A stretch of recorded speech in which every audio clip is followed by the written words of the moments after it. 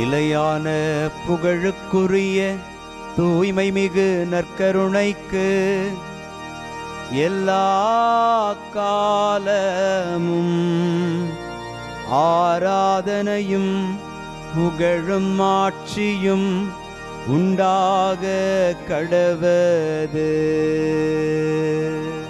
நிலையான புகழுக்குரிய தூய்மை மிகு நற்கருணைக்கு எல்லா காலமும் ஆராதனையும் புகழும் ஆட்சியும் உண்டாக கடவது. நிலையான புகழுக்குரிய தூய்மை மிகு நற்கருணைக்கு எல்லா காலமும் ஆராதனையும் புகழும் ஆட்சியும் உண்டாக கடவது.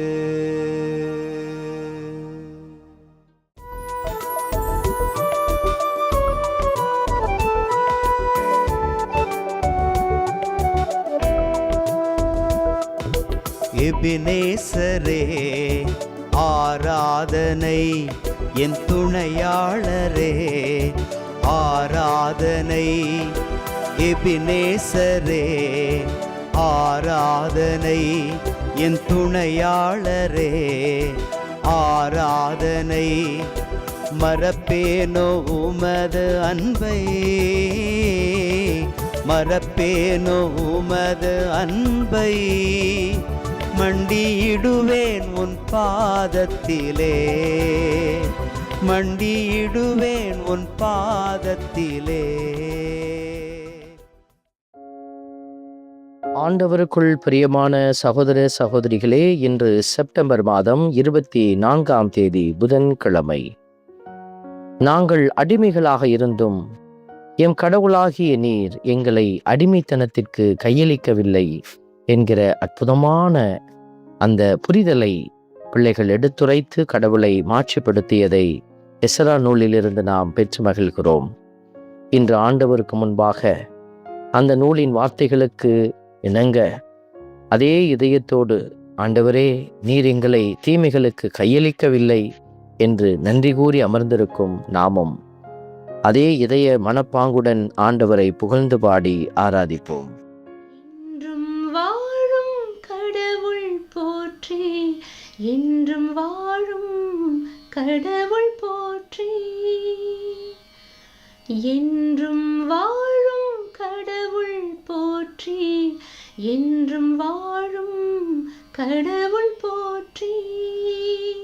இன்று பதிலுரை பாடல் தோபித்து நூலிலிருந்து நமக்கு தரப்பட்டிருக்கிறது. அதிகாரம் 13 இந்த வார்த்தைகள் எடுக்கப்பட்டிருக்கிறது. என்றும் வாழும் கடவுள் போற்றி என்கிற வார்த்தை பல்லவியாக அருளப்பட்டிருக்கிறது. இவர் ஏதோ ஒரு சில மக்களுக்காக மட்டுமல்ல, ஒரு சில நாட்களில் மட்டுமல்ல, என்றென்றும் எல்லோருக்காகவும் வாழும் கடவுளாகவே ஆண்டவர் இருக்கிறார். அந்த வாழும் தெய்வத்தை நாமும் புகழ்ந்து பாடி ஆராதிப்போம்.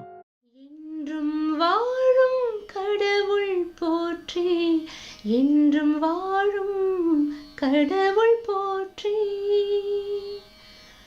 என்றும் வாழும் கடவுள் போற்றி, என்றும் வாழும் கடவுள் போற்றி.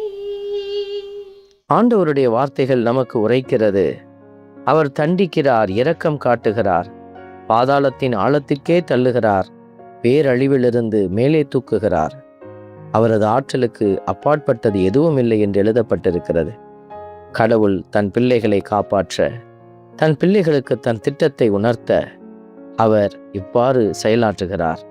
இந்த நல்ல தெய்வத்தினுடைய புகழை அறிக்கையிடுவதும் அவரை மாட்சிப்படுத்துவதும் நம்முடைய கடமை. இதை உணர்ந்து ஆண்டவரை மாட்சிப்படுத்துவோம். என்றும் வாழும் கடவுள் போற்றி, என்றும் வாழும் கடவுள் போற்றி, என்றும் வாழும் கடவுள் போற்றி, என்றும் வாழும் கடவுள் போற்றி.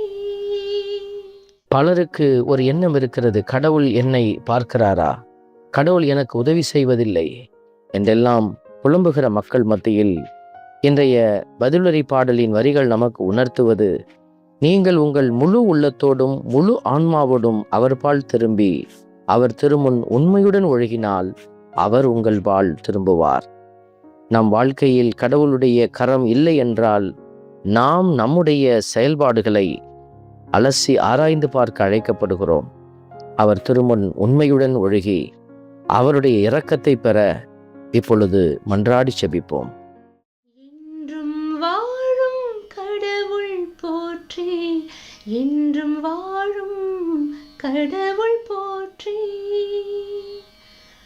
என்றும் வாழும் கடவுள் போற்றி, என்றும் வாழும் கடவுள் போற்றி. அன்பின் பரமபிதாவே, நன்றியோடு உம்மை துதிக்கிறோம், உம்மை ஸ்தோத்தரிக்கிறோம், உம்மை ஆராதிக்கிறோம்.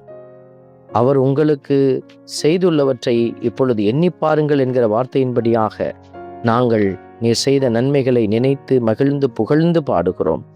நீரே எங்களுக்கு எல்லாமா இருந்திருக்கிறீர். உம்முடைய இரக்க பெருக்கம் எங்களை காத்து வழிநடத்தியது. நன்றி செலுத்துகிறோம். தொடர்ந்து உம்முடைய இரக்கம் எங்களை காத்து வழிநடத்த பலப்படுத்த மன்றாடுகிறோம். ஆமென். நாம் அல்ல இறைவன், தந்தை, மகன், தூய ஆவியார் உங்களையும் உங்கள் குடும்பத்தையும் நிறைவாய் ஆசீர்வதிப்பாராக. ஆமென்.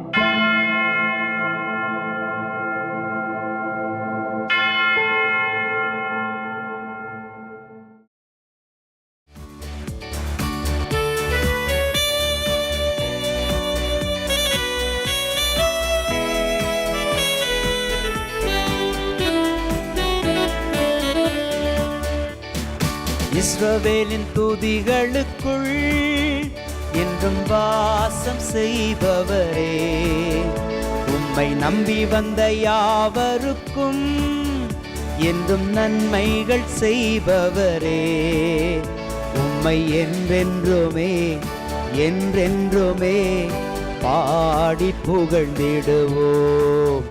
உம்மை எந்நாளுமே எந்நாளுமே ஆராதனை செய்குவோம். உம்மை என்றென்றுமே என்றென்றுமே பாடி புகழ்ந்திடுவோம். உம்மை எந்நாளுமே எந்நாளுமே ஆராதனை செய்குவோம். ஆராதனை ஆராதனை ஆராதனை உமக்கே.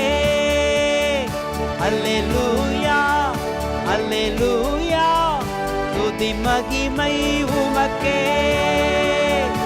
ஆராதனை ஆராதனை ஆராதனை உமக்கே. அல்லேலூயா அல்லேலூயா, துதி மகிமை